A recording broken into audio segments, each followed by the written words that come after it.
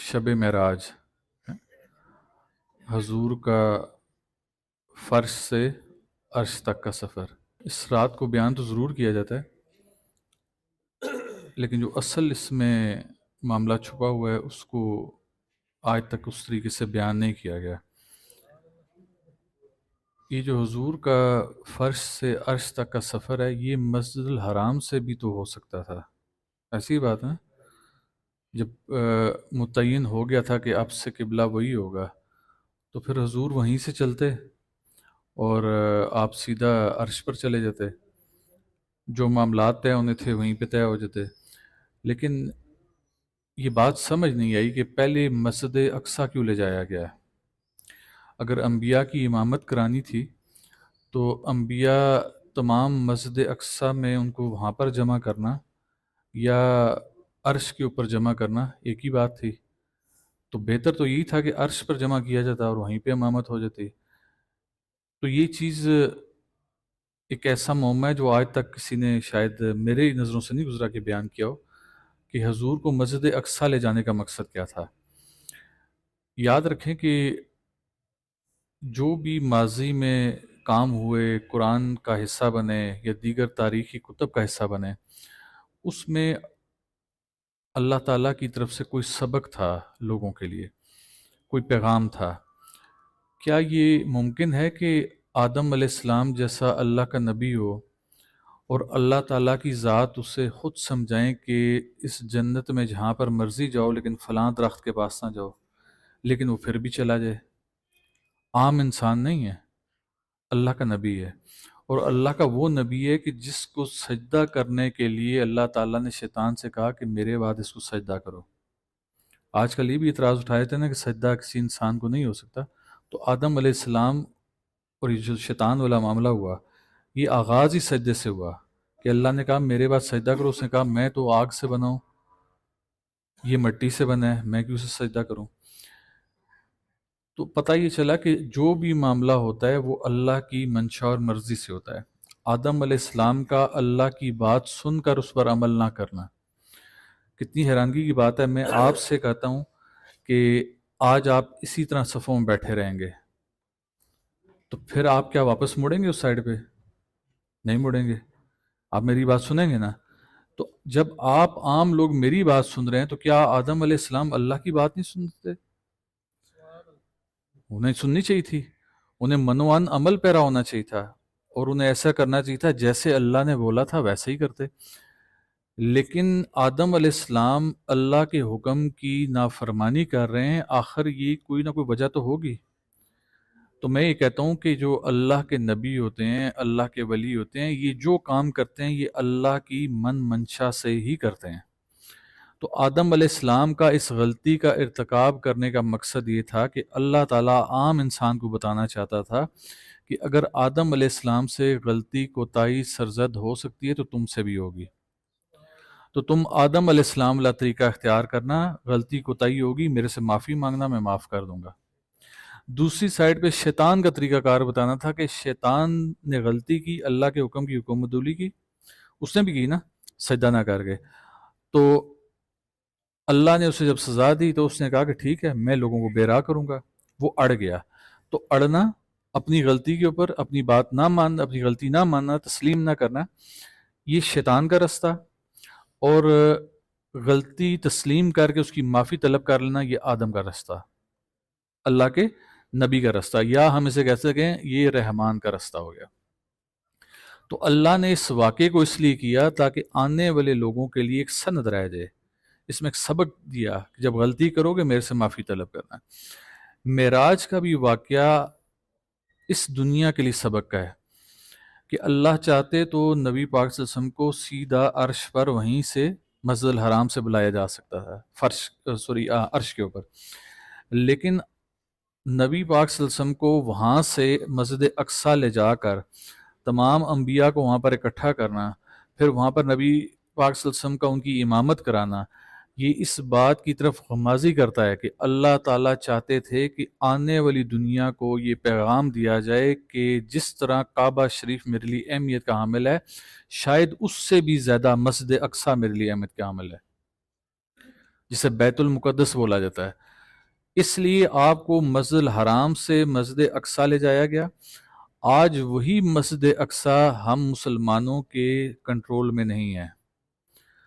یعنی اتنی اہمیت کی حامل جگہ، اتنی تعظیم والی جگہ، اتنی مقدس جگہ کہ جس جگہ کو اللہ تعالیٰ نے تمام انبیاء کی امامت کے لیے چنا اور اپنے محبوب سے تمام انبیاء کی امامت کرائی، آج وہ مسلمانوں کے ہاتھ میں نہیں ہے. تو اللہ تعالیٰ نے جس چیز کی اہمیت کو ہمارے سامنے اجاگر کیا، آج ہم نے اپنی نااہلی کی وجہ سے اس چیز کو کھو دیا. آج وہ ہمارے ہاتھ میں نہیں ہے، آج وہ یہودیوں کے کنٹرول میں ہے. اور اس میں ہماری نااہلی ہے، اس میں قطعاً کوئی یہودیوں کا زور نہیں ہے. وہ ایک چھوٹی سی ریاست ہے، نہ ہونے کے برابر.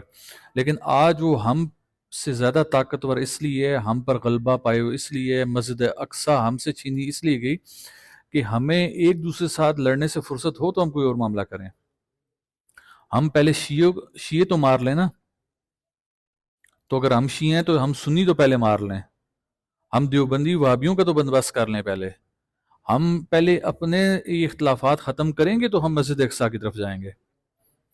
ہمیں ایک دوسرے کو کافر کہنے سے فرصت نہیں ہے. ہم ایک دوسرے کی نمازیں سیدھی کرنے کے چکر میں لگے ہوئے ہیں کہ فلاں نے ہاتھ اوپر باندھ لیے، فلاں نے نیچے باندھ لیے، فلاں کھول کے پڑھ رہا ہے، فلاں سجدہ یوں دیتا ہے، فلاں نے مٹی رکھ کے سجدہ دے دیا. وہ خدا کے بندو، سجدہ اللہ کی ذات کے لیے ہے. تم دے رہے ہو تو اس کی جو صلہ ہے وہ اللہ سے لینا. حضرت شیخ سعدی رحمۃ اللہ علیہ، آپ تہجد کی نماز کے لیے اٹھے تو آپ کا بیٹا بھی ساتھ اٹھا. شاید وہ ان کے بیٹے کا پہلی دفعہ تھی وہ تہجد کی نماز کے لیے اٹھا. تو وہ آ کے جب اس نے تہجد کی نماز ادا کی تو فارغ ہونے کے بعد کہتا ہے، بابا یہ کیا، ہم سجدہ بجا لا رہے ہیں اور دنیا سو رہی ہے. تو حضرت شیخ سعدی نے کہا کہ اگر تم نے لوگوں کی کنوتریں ہی نکالنی تھی، لوگوں کے عیب ہی نکالنے تھے، تو بہتر تھا تو تہجد کے لیے نہ اٹھتا. تو اپنا تہجد کی نماز پڑھ، تو اللہ کے حضور سجدہ دے، چھوڑ لوگ کیا کر رہے ہیں. تجھے اس لیے نہیں لایا گیا. مولا علی سرکار سے کسی نے پوچھا کہ یہ جو تکبر ہے یہ کتنی بری چیز ہے، تو آپ نے فرمایا کہ تکبر بری چیز ہے، لیکن سب سے بڑا اور برا تکبر جو ہے وہ دینداری کا تکبر ہے، اپنی عبادات کے اوپر تکبر ہے.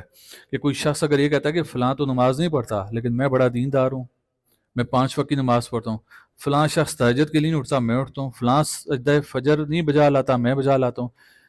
آپ نے فرمایا کہ کوئی شخص دولت کے اوپر تکبر کرے قابل معافی ہے، اپنی خوبصورتی پہ کرے قابل معافی ہے، کسی اور نعمت کے اوپر تکبر کرے قابل معافی ہے. جو اپنے دین پہ تکبر کر رہا ہے، اپنی نماز روزے پہ تکبر کر رہا ہے، وہ قابل معافی نہیں ہے. اور ہمیں اسی چیز سے فرصت نہیں ہے. ہم ایک دوسرے کی نمازیں سیدھی کرانے کے چکروں میں لگے ہیں. فلاں غلط پڑھتا ہے. عام لوگ قرآن پڑھ رہے ہوں تو آپ دیکھیں مولوی حضرات اس کے پیچھے پڑھتے ہیں، یہ اس نے کرت سے نہیں پڑھا. قرآن کو پڑھنا نہیں ہے، قرآن کو پڑھ کے سمجھنا ہے تاکہ اللہ کی احکامات کی بجاوری کی جا سکے. لیکن ایک دوسرے کے نقص نکالنے میں لگے ہوئے ہیں. تو جو قوم ایک دوسرے کے نقص نکالنے میں لگی ہو وہ خاک اللہ تعالیٰ کی مقدس جگہوں کی حفاظت کرے گی. یہ ہماری نااہلی، سراسر نااہلی ہے. اس میں ہم کسی کا زور نہیں مانتے. یہ صرف ہماری نااہلی کی وجہ ہے کہ آج مسجد اقصی ہمارے ہاتھ میں نہیں ہے. لہٰذا اس رات کو عبادت ضرور کریں. یقیناً حضور کو عبادات کا تحفہ بھی ملا، نمازوں کا تحفہ بھی ملا، دیگر معاملات بھی ملے. لیکن جان لیجیے یہ تحفے اللہ تعالیٰ چاہتا تو وحی کے ذریعے حضور کو گھر بیٹھے بٹھائی بھی پہنچا سکتا تھا، لیکن وہاں پر بلانے کا ایک بہت بڑا مقصد تھا.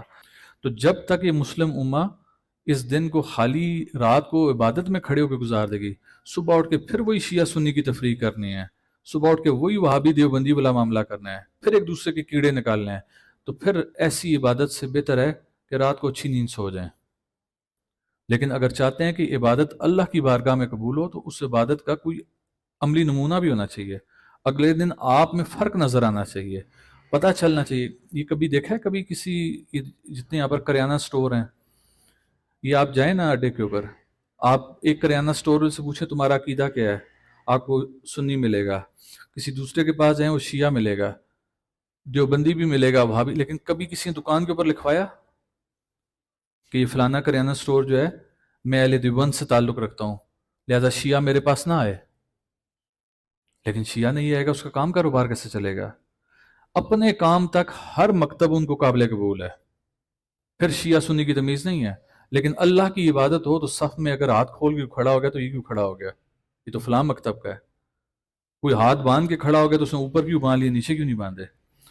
تو یہ ان لوگوں سے پوچھا کریں جب مساجد میں جائیں، مولوی حضرات جب آپ کو لیکچر دیں حلال کمانے کے دیے، ان سے پوچھا کریں کہ یار یہ کریانہ سٹور کے اوپر کیوں نہیں لکھا ہوتا کہ فلاں دکان شیعہ کی ہے، یہ مرغیوں کی دکان پہ کیوں نہیں لکھا ہوتا؟ تفرقے سے باہر نکلیں۔ اصل مقصد یہ ہے کہ اس رات کو اگر عبادت کرتے ہیں تو بحیثیت مسلمان کے کریں، بحیثیت مومن کے کریں، صبح اٹھیں، آپ کے لہجے میں، آپ کے عمل میں، آپ کے رویے میں فرق آنا چاہیے۔ اگر رویے میں فرق نہیں آئے گا تو مسجد اقصیٰ انہی کے پاس رہے گی، پھر یہاں پر بیٹھ کے جتنی مرضی دعائیں کرتے رہیں، خالی دعاؤں سے پھر کام نہیں چلے گا۔ وما علینا الا البلاغ المبین۔